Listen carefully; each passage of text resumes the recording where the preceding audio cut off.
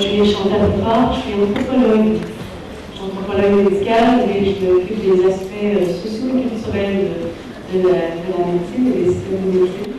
Je dois remercier, les autorités ici, le comité scientifique, merci, le président, les chers collègues, le professeur démocrate et bienvenue. Et en plus, c'est un plaisir très important pour revenir les classes ici en Algérie parce que dans notre pays, au Canada, le Québec et l'Algérie, on est fort bien réunis.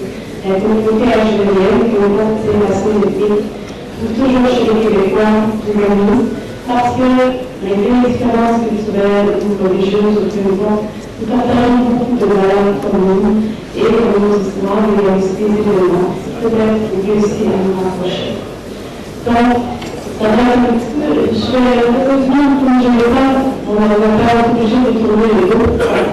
Donc, je m'en excuse d'avance. Ce que je vais vous présenter aujourd'hui, c'est un concept qui s'appelle génétique et médicale, et puis son importance transdisciplinaire aussi. Je vais y aller pour l'explication. D'abord, ce qu'il faut faire, c'est éviter les définitions. L'éthique médicale, vous allez voir que ce n'est pas la bioéthique. La bioéthique est comprise dans l'éthique médicale. Ce que je veux, c'est qu'on évite au niveau de nos approches scientifiques les définitions et les représentations médicales qui sont trop réductrices. Il faut aussi réussir à élargir nos conceptions et nos perspectives d'approche. Concevoir la biomédecine comme ce qu'est, c'est-à-dire une ethnomédecine, considérer les différents niveaux de la maladie et l'expérience de la maladie, et puis concevoir la bioéthique aussi comme une ethnoéthique. Et enfin, apprendre ensemble à développer des attitudes bioéthiques qui vont être respectueuses de la diversité culturelle. Bon, vous allez comprendre un peu plus à quoi je vais en venir au fil de la présentation. Bon, désolé pour les images sont supposées de faire des imprints à double message. On va aller pour le message unique. Donc, dans la partie du plan que je vais vous présenter, comment éviter les définitions et les représentations trop réductrices. Souvent, on va dire que la biomédecine est la vraie médecine, surtout en Occident, et puis que les médecines qui sont traditionnelles sont les médecines primitives. On va associer la biomédecine à la nature et on va associer les médecines traditionnelles à la culture et à la nature. Ce que je vous présente là, c'est tous les stéréotypes par rapport à ces deux médecines contre lesquelles il faut lutter. On va dire que la médecine qui est à gauche, une vision hypocratique cartésienne, et puis la médecine, les autres médecines traditionnelles sont reliées aux maladies psychosomatiques. D'un côté, on va dire qu'on fragmente l'individu, on sépare le corps, la psyché, dans la biomédecine, tandis que là, on peut dire aussi qu'il y a une confusion de l'individu et de l'environnement dans les autres médecines traditionnelles. La biomédecine va souvent passer pour une talent scientifique, tandis que les médecines traditionnelles vont passer souvent pour des superstitions. D'un côté, on casse la connaissance et de l'autre côté, les croyances. Je rappelle toujours que c'est les stéréotypes dont je parle. L'approche thérapeutique individuelle va se passer en biomédecine, tandis que dans les autres médecines traditionnelles, on peut avoir une approche collective. D'un côté, on parle d'individualisme et de l'autre, de communautarisme. D'un côté, dans les médecines, la confidentialité est extrêmement importante, tandis que dans la médecine traditionnelle, souvent le partage des informations sont importantes. Quand on est dans un système de médecine où on croit fermement que la maladie peut devenir du mauvais œil, du mauvais sort, c'est peut-être pas bien vu que de garder une approche confidentielle. Donc, quand un biomédecin, au niveau de la confidentialité, de la perspective occidentale, la confidentialité ne s'applique pas toujours et souvent s'applique difficilement dans des cas de médecine culturelle. C'est des choses qu'il faut développer et apprendre à comprendre. Donc, les facteurs étiologiques naturels d'un côté, les facteurs étiologiques surnaturels et sociaux de l'autre. Et puis, dans le côté biomédecine, il faut penser que le malade n'est pas impliqué dans sa maladie, tandis que dans la médecine traditionnelle, il est malade pour le plus, et même sa communauté doit être impliquée souvent dans les approches thérapeutiques. Donc, au niveau théorique, il faut Ensuite, apprendre à ne pas adhérer à ces préjugés-là, aller vérifier comment ça se passe dans les sociétés, dans les cultures différentes, et des deux côtés, parce que le but, je crois, au niveau mondial, de plus en plus, ça va être d'apprendre à intégrer les médecines traditionnelles et la médecine, la biomédecine. Pas que la biomédecine va être de l'aide, et puis qu'on va prendre ce qui fait notre affaire dans la médecine traditionnelle, mais aller voir comment on peut travailler en équipe et donner à la population, surtout les populations où on n'a pas le moyen de payer beaucoup la biomédecine, comment intégrer les autres médecines traditionnelles. Par contre, il ne faut pas penser que c'est juste pour le Sud, parce qu'en Occident, on a une grande demande des médecines alternatives. Et il n'y a pas aucun patient que j'ai vu en France et au Québec, parmi ceux que j'ai vus, qui n'ont pas un système de médecine parallèle. Ils vont aller à la médecine, ils vont aller faire brûler des cierges, ils vont manger des seins, c'est très humain de procéder comme ça. Donc, pour être capable de démêler tout ça sans faire des préjugés dans le système de médecine, là, je vais présenter quelques concepts. Donc, si on parle de la biomédecine comme n'importe quelle autre médecine, c'est peut-être l'acupuncture, est un système de médecine, c'est-à-dire un ensemble de traditions médicales et de secteurs médicaux qui sont utilisés par les individus d'une communauté ou d'une société pour se reproduire et se maintenir en santé. Donc, déjà là, en approchant de recherche comme ça, on peut se permettre d'être basé sur un pied d'égalité et d'éviter le plus possible des préjugés. Élargir nos conceptions de perspective d'approche, donc, on peut étudier la tradition médicale. Donc, c'est un ensemble de croyances et pratiques qui s'envoient sur la symptomatologie, l'étiologie et les traitements qui sont issus des contextes historiques, sociaux et culturels particuliers. La tradition médicale de la biomédecine aussi, c'est des traditions médicales qui partent justement souvent du nord de l'Afrique. Ce qu'on oublie souvent. Il faut aussi se distancier justement de nos propres conceptions de la santé et de la maladie, qui sont inscrites dans un contexte spécifique par rapport aux sciences de la nature et à la haute technologie, à la vérité et l'efficacité.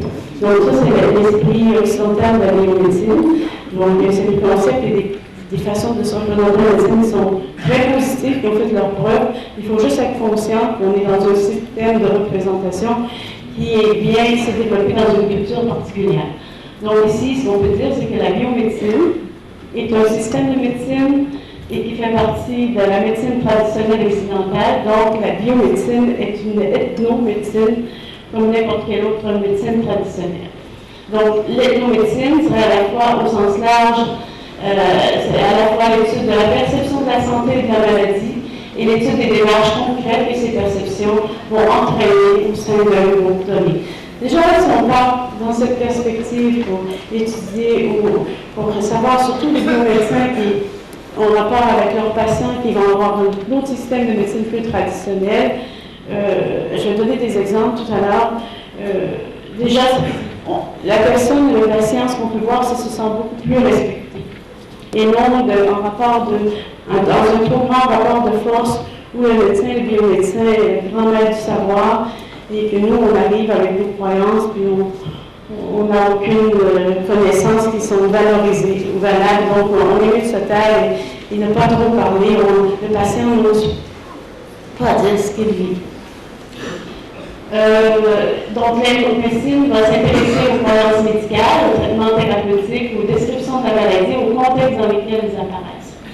Donc, ici, on prend les mauvaises sorts, la transgression des tabous. Avec le sida, il y a des exemples, je pourrais parler toute une journée sur des exemples du sida dans plusieurs pays occidentaux et d'Afrique où ces facteurs sont très, très importants. Si on arrive dans un pays qui est raciste contre les Noirs, et puis c'est la communauté haïtienne, on dit que c'est la communauté haïtienne qui véhicule le sida, donc c'est porteur de sens, et ce n'est pas sans conséquence sur les patients.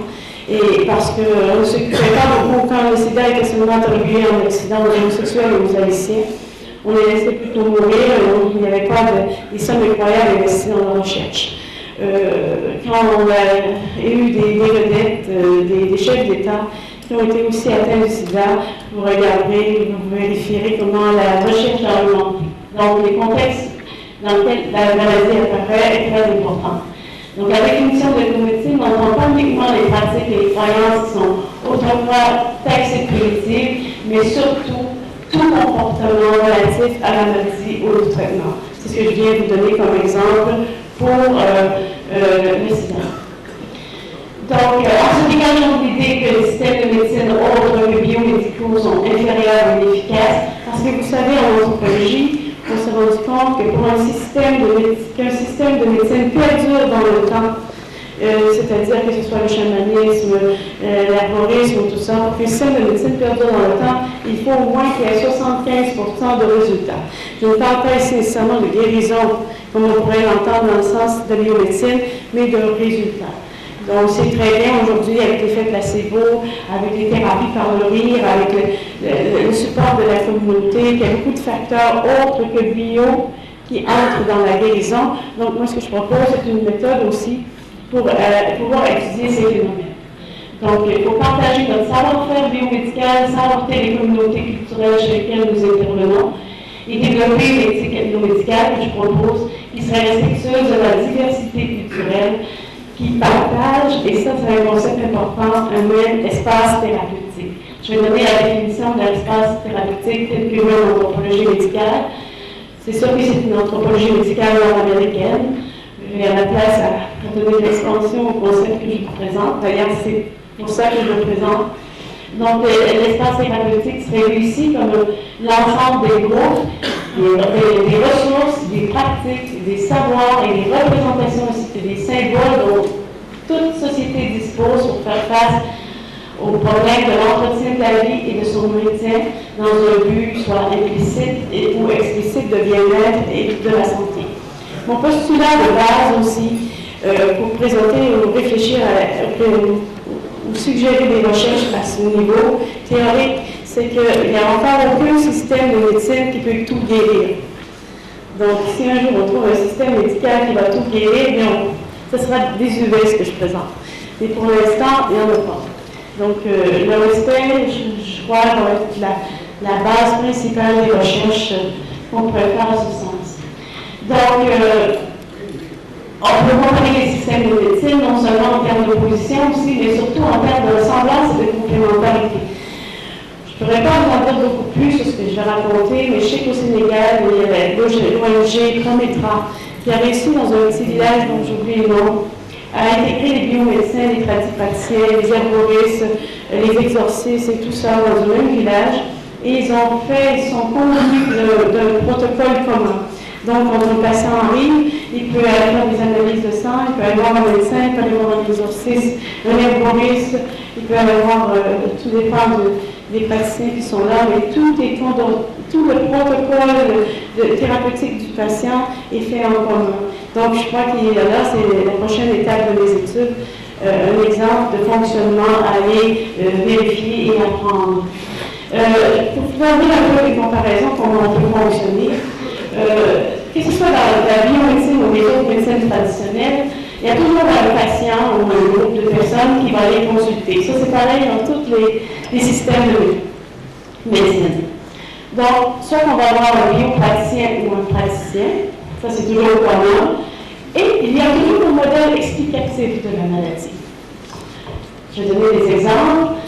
Du côté de la biomédecine, c'est la ligne bleue, c'est les causes biologiques, les causes sont naturelles. Ils peuvent être psychosomatiques aussi, mais bon, on a une approche biologique. Tandis qu'au niveau des autres médecines traditionnelles, ça peut être, comme je disais tout à l'heure, transgresser un tabou, la surnature des esprits des ancêtres, un mauvais sort ou toutes autres choses qui sont les facteurs étiologiques. Par contre, si on regarde ça, dans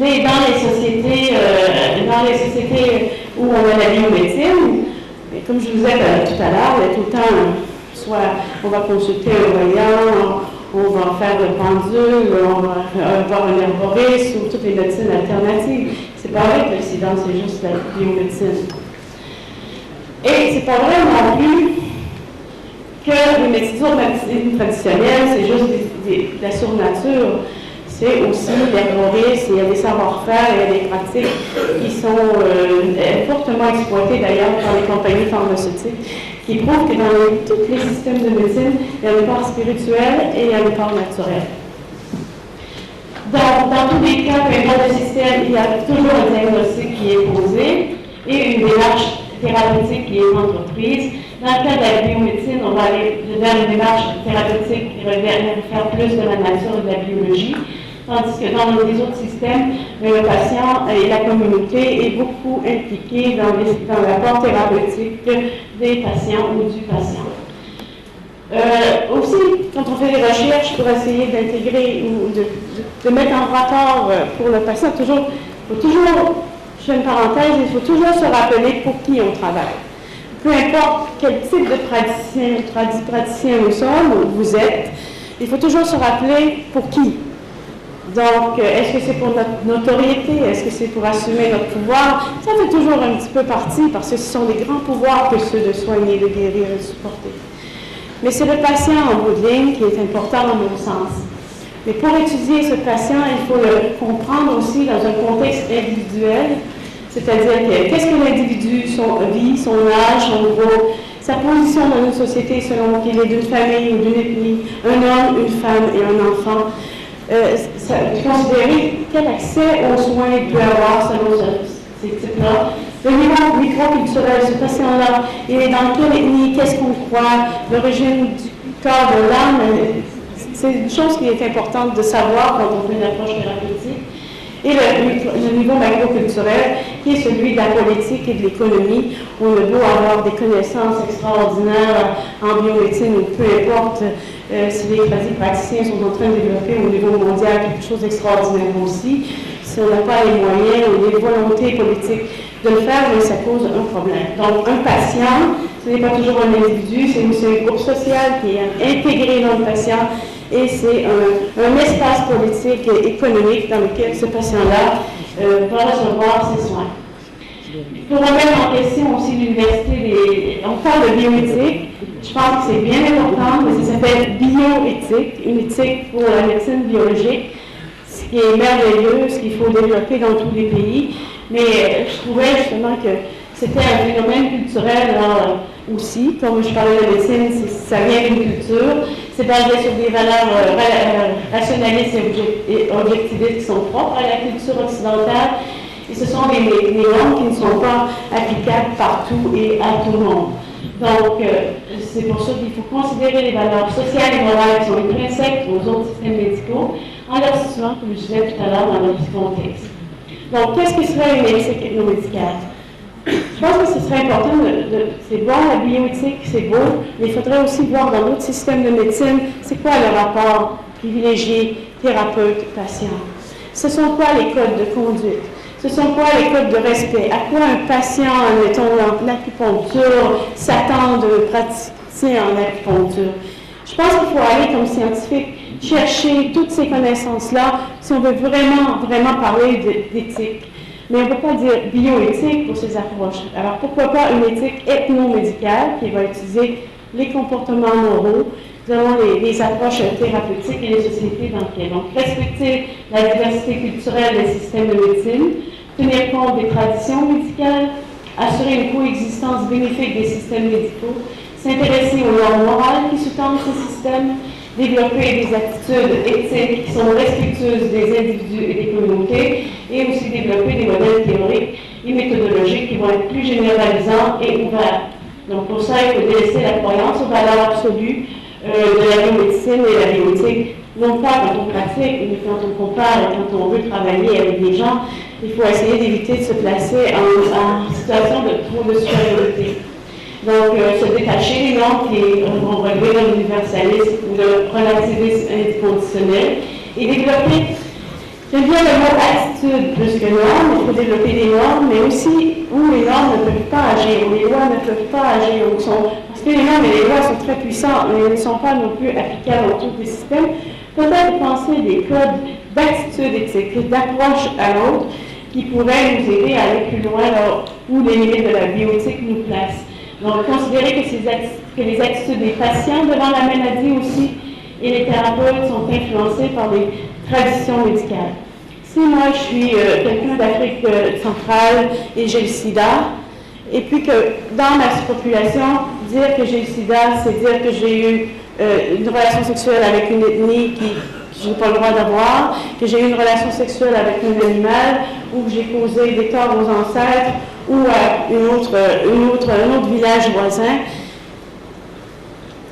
Imaginez tout l'ostracisme dont je vais faire l'objet. Donc, si j'ai des enfants, si je suis mariée, je vais probablement être niée. On va m'envoyer dans la famille de mon père avec mes enfants. À partir de là, la famille de mon père et mes enfants, parce que il y a une idée de corruption aussi, d'impureté par rapport à la maladie qui peut se propager au groupe social. Donc, à moins que j'ai une famille très marginale, je vais être mise à l'extérieur de ma famille avec mes enfants. Donc, ce qui va me rester, c'est soit le suicide ou la prostitution pour être capable de faire vivre. Et la propagation du sida dans cet exemple-là. Donc, il faut considérer... Merci. Alors, pour terminer, ce que je propose, c'est comme je disais tout à l'heure, une éthique ethno-médicale. C'est-à-dire, pour développer une vision ethno-médicale, il ne faut pas seulement tenir compte des différences entre les systèmes, il faudra peut-être aussi considérer le syncrétisme et considérer les aspects biologiques et symboliques de la personne comme un ensemble, en cherchant l'équilibre entre les universalistes absolus qui vont prôner un modèle individualiste et rationaliste de l'être humain, et un relativisme radical qui est, lui, la reconnaissance comme socio-culturel et communautariste. Je crois que tout se situe entre les deux et je vous remercie.